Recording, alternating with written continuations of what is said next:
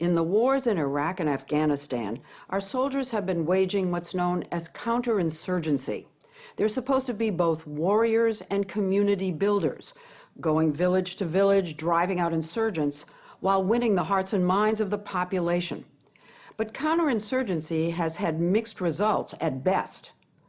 We met a Green Beret who was finding out in his job as a police officer that the strategy might actually have a better chance of working right here at home in the USA. Call him and his fellow officers counterinsurgency cops. They're not fighting Al-Qaeda or the Taliban, but street gangs and drug dealers in one of the most crime-ridden cities in New England. The story will continue in a moment.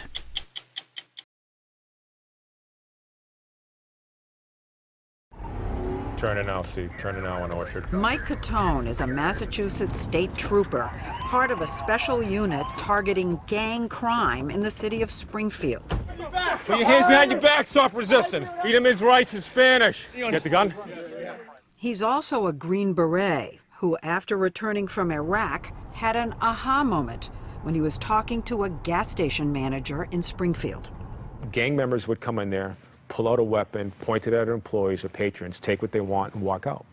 No one was calling the Springfield police, and no one was calling the state police. What this community was dealing with were gangs. They're a criminal enterprise. Yes. How are they like insurgents in Iraq? Insurgents and gang members both want to operate in a failed area, a failed community, or a failed state. They know they can live off the passive support of the community, where the community is not going to call or engage the local police. The similarities to the Iraqi town he had lived in and defended were so striking that he sat down and wrote out an action plan for Springfield. We had this concept of what we would call a pilot team, where you would handpick select troopers, give them specific training, and embed them in the community and start winning over the community. He proposed his plan, a counterinsurgency program, to Springfield's Deputy Police Chief John Barbieri.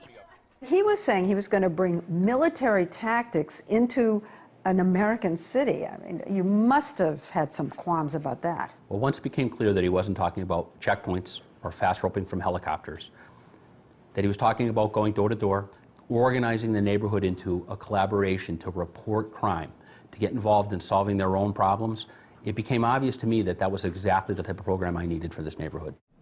Barbieri and Trooper Catone took us to a housing project in that neighborhood known as the North End. I heard that there were gang members on motorcycles with AK-47s on their backs right out here. They were very well organized. They had lookouts. They would disappear when the sector cars came. And we're just riding right up here in front? They were establishing the fact that this was their territory and they were willing to fight to keep it. Deputy Police Chief Barbieri was desperate for a way to break the gang's hold on the community. So 3 years ago, he agreed to let Catone and a small team of elite troopers, most of them war veterans too, target the North End, which had become a violent marketplace for some of the cheapest heroin in the whole country. In addition to drug busts, they walked the streets, knocked on doors, hung out in neighborhood shops trying to woo the locals. Are you here for pastries today? Yes. Outstanding. This is the best place in Springfield, right here. Oh, yeah. But there was a lot of skepticism. Not everyone welcomed the troopers. I can remember one door, though, the last knock of the day that I had. Grandmother comes out, and she just teed off on me. Wanted nothing to do with me, used colorful language, said the police are racist, etc., etc. But they kept at it almost daily. Nice. Trooper Mike Catone, nice to see you, sir. And eventually began developing sources and tips. We're not just using bad guys for information or getting information. We're using the other 99% of the population that live there, winning them over. They become our eyes and ears, and the floodgates have opened for criminal information that we can go after now. The floodgates have opened? Yes, they have. That much? Yes, that much. Myself and the other troopers, my phone is ringing constantly every day, either text messages, they'll send me pictures of where they located guns, they'll send me emails of who's selling drugs. One of the keys to building trust in Iraq, Catone says, was having his counterinsurgency team move into the town, sending a message, we're not going away. Yeah, but eventually you drive off. We do drive off, but when we drive off, we've given them a template on how to control their town independently and without fear. With the uncertainty about counterinsurgency's ultimate success overseas, the troopers and local police are determined to build something permanent in Springfield. As always, remember why we're here. And essential to that is a regular Thursday elders meeting. Local residents come together with politicians, police, health and housing organizations, educators, businessmen, and Latino leaders. So how important are these meetings to the overall mission? They're crucial. They're crucial. I mean, what we found out is you had all these different groups that do good work for low-income folks in troubled areas. None of them were talking with each other. So the Thursday meeting brought all these people together. Karen Pullman, a nurse from Bay State, raised her hand one Thursday meeting, says, hey, I want to create a walking school bus. We're like, what's a walking school bus? That's great. Fear of the gangs was so high that parents and kids were often afraid to walk the streets. Carlos, Miguel, nice to meet you, Carlos. Now, big burly troopers and teachers walk neighborhood kids to school. It's a strong visual message to the families there that the troopers and police are protecting their children and taking control of the streets back from the gangs. And that's the beauty of the Thursday meeting. It's empowering the residents and the people that come to it. Leslie, they're just like the village elder meetings I was doing in every village I patrolled in Afghanistan. Major Kit Parker is a professor of engineering at Harvard. He also led counterinsurgency operations in Afghanistan. The key thing with counterinsurgency, based on my experience, is make a friend. Make a friend. I don't have to find the enemy. I have to find a friend. If you find your friends, they're going to take you to your enemy. He was on National Guard training one weekend 2 years ago, telling a group from his unit that he wanted to find a police department to test out using counterinsurgency against gangs. Believe it or not, Mike Cotone was in his unit. And then I shared with him that, hey, we're doing this in Springfield. And his eyes lit up. His eyes lit up, his jaw dropped, Yes. is what he told us. Yeah. He said he had a bad gang problem in the north end of Springfield. Yeah. He said people were riding around on motorcycles with assault rifles slung over their back. And I got this vision of Mogadishu.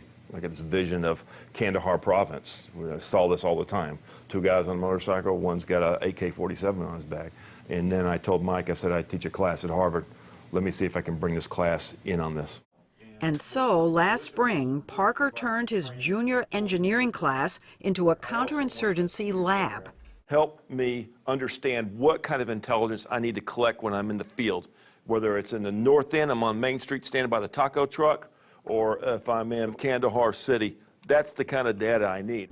Parker had his students, with their computer smarts, develop software for intelligence collection. With it, the troopers are building a database of gang members, similar to what special forces are doing overseas. You have to do tattoos? The troopers collect data as they book suspects, like criminal histories and tattoos, 2 teardrops. and use the information to make maps of the gang's social networks, who they know and who they associate with. Once a gang's key figures are identified, the troopers try and remove them from the streets in hopes of fracturing the entire network. Hi, ma'am. How you doing today? Cotone brought Parker and his students onto the streets of Springfield so the class could survey the residents to see if any of the symptoms of that failed community had been alleviated. And I took a look at everything from STD rates in neighborhoods where you have gang activity, litter, graffiti, school attendance, all of these things. They found that since the counterinsurgency operation started, North End schools have seen fewer discipline problems and drug offenses, and that litter and gang graffiti is no longer everywhere in sight. Important indicators, Parker says, that the community is no longer totally under the gang's control. What we're seeing is that the number of calls for service is going up in the North End, so that means... They're reporting crime. That's right. They're Okay. reporting crime, and I see that means the legitimacy of the Mass State Police and the Springfield PD has increased, and the residents of North End realize they are their instrument to clean up their neighborhood. I've been robbed 55 times that the police know about, but not lately. At the Thursday community meeting we attended, Residents like Teddy Kupak said this is the first time the police have really made a difference in the North End. This is what I want to get across. This concept does work. It sort of flushes them out. I don't know where they go.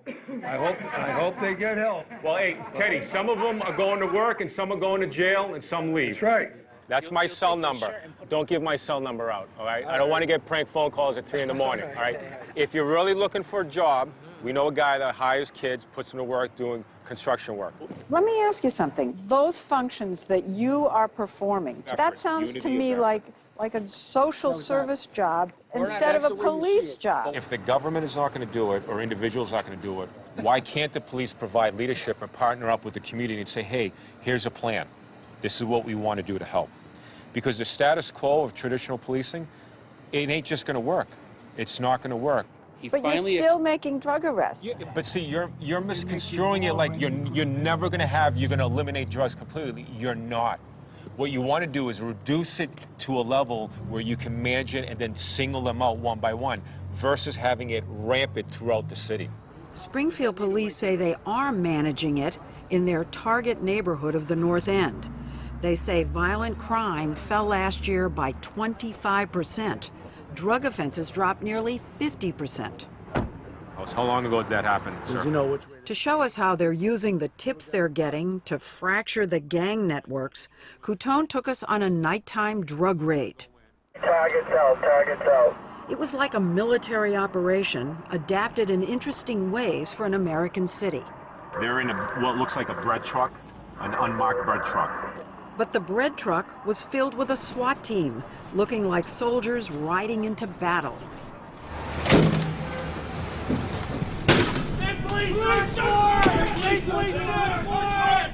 As they burst in, someone on the second floor hurls something out the window. What do they got? A semi-automatic pistol. They also found around 5 grams of heroin and arrested 3 young men the police say are drug dealers, members of a local gang, one of them just 15 years old. But that wasn't the most important thing the team did that night. Very quickly, Coutone and the troopers turned their attention to the neighbors. I'm sorry, what's your name? Sorry, Carlos. Carlos, nice to meet you. I like your rosary. I got one in my pocket. Even on these kinds of operations, they put on the charm offensive. You want to engage these other folks and let them know what's going on and why we're here. And it was part of the operation. Absolutely. This summer, Mike Coutone and his Army unit are being deployed to teach counterinsurgency to the Afghan forces. Having brought what he learned at war home, he now wants to bring what he's learned on the streets of Springfield back to Afghanistan. Good to see you. You take care. Go to 60minutesovertime.com for a tour of the Harvard laboratory where science meets war.